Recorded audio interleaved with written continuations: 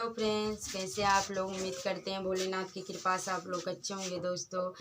तो हम गा रहे हैं दोस्तों, मतलब भोला बाबा का गाना, और आप लोग को अच्छा लगा होगा तो आप लोग कमेंट में ज़रूर बताइए और लाइक सब्सक्राइब मेरे चैनल को ज़रूर कीजिएगा।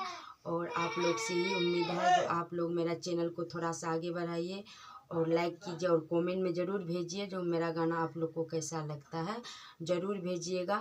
ठीक है, हम आप लोग को गाना सुना रहे हैं।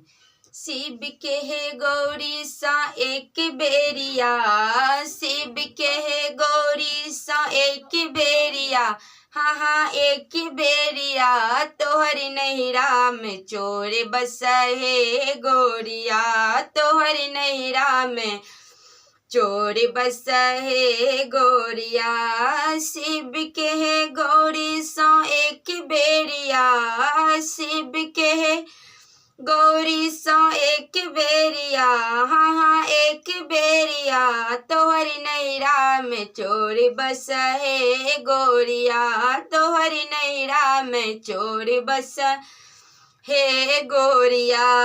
चोरी में चोरी भेले बसहा बरदिया, चोरी में चोरी भेले बसहा बरदिया, रस्सी चोरी भेल एक बेरिया, रस्सी चोरी भेल एक बेरिया, हाँ हाँ एक बेरिया, हाँ हाँ एक बेरिया, तोहर नैहरा में चोर बस हे गोरिया, तोहर नैहरा में चोरी बस हे गोरिया। शिव के हे गौरी सा एक बेरिया, शिव के हे गौरी सो एक बेरिया, हाँ हाँ एक बेरिया, तोहर नैहरा में चोरी बस हे गोरिया, तोहर नैहरा में चोरी बस हे गोरिया।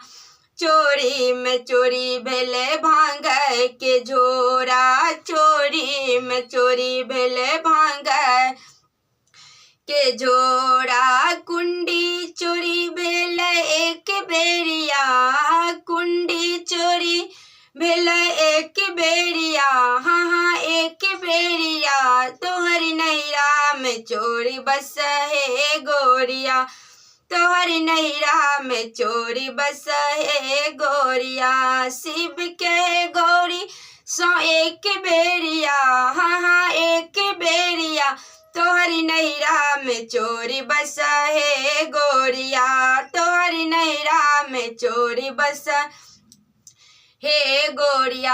आप लोग को जो मेरा ये गाना अच्छा लगा होगा तो आप लोग कमेंट में ज़रूर बताइए और मेरा भी चैनल को थोड़ा सा आगे बढ़ाइए और लाइक कीजिए और सब्सक्राइब कीजिए। आप लोग से ही विनती है, आप लोग से हम फिर मिलते हैं।